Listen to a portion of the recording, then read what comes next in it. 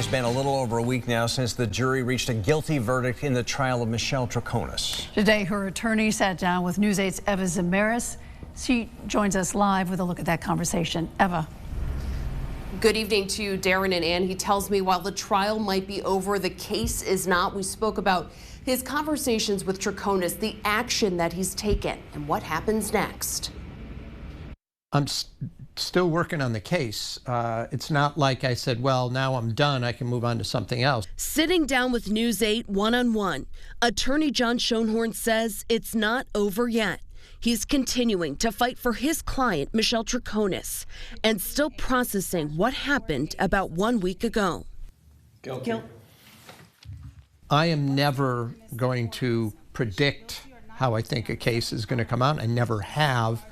But it was somewhat of a shock that the jury would actually find the conspiracy to commit murder the most serious charge. At Stanford Superior Court, a 6-person jury found Troconis guilty on all 6 counts.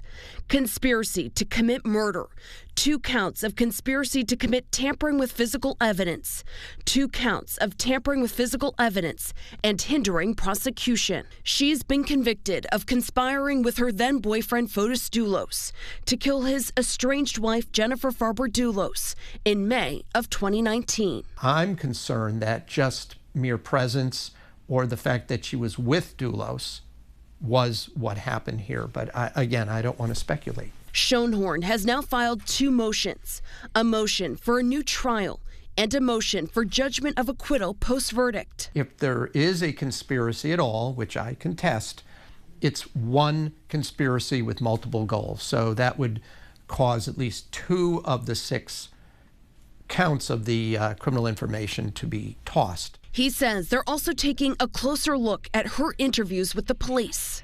There is a serious question in my mind whether the entire process of her being interrogated under the circumstances in which she was not only unconstitutional, but in other ways violated just what the norms are. Troconis remains at York Correctional Institution in Niantic in lieu of a $6 million bond. Schoenhorn says he's visited and spoken with her. She's not been sentenced, so she's still a pre-trial detainee. So they go through some kind of orientation process. They evaluate them. They check to make sure health issues, and I guess that includes mental health evaluation. She has limited phone calls. She's not allowed out of her immediate wing or ward, whatever you want to call it, where she's currently housed. Troconis has maintained her innocence from the start, saying she had nothing to do with Farber Dulos' disappearance and death. That's where I think the injustice is in this case, and I think that's the mindset since the beginning. Following the verdict, a statement was released on behalf of Farber Dulos' family and friends. They called it a crucial attribution of accountability, not a victory, saying they've lost a mother, daughter, sister, cousin, and cherished friend. Here's what happens next. Schoenhorn says these motions will be taken up in April, and there will be a contempt hearing next week. Troconis' sentencing is slated for May 31st. Eva Zamaris, News 8.